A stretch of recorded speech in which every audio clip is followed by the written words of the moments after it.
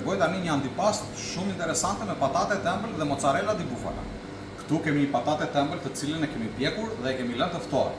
Për të pjekur pataten e ëmbël është shumë e thjeshtë. E mbështjellim me letër alumini dhe e fusim në furrë në 180 gradë për rreth 30 minuta. Për ta testuar nëse është pjekur apo jo, e shpojmë me një kujt. Shiko, patatja e pa pjekur nuk shpohet, kurse patatja e pjekur shpohet me lehtësi shumë të madhe. Do t'i heqim lëkurën patates, do ta presim në feta dhe do ta marinojmë me krip, piper dhe vaj ullithi.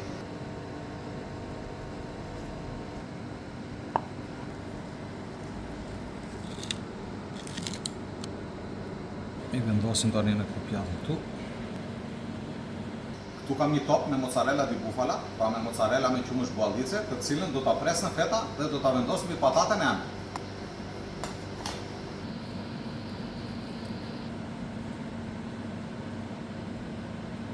Pak piper dhe vaj dhe mbi mozzarella. Patate e ëmbël e pjekur e shërbyer me mozzarella di bufala.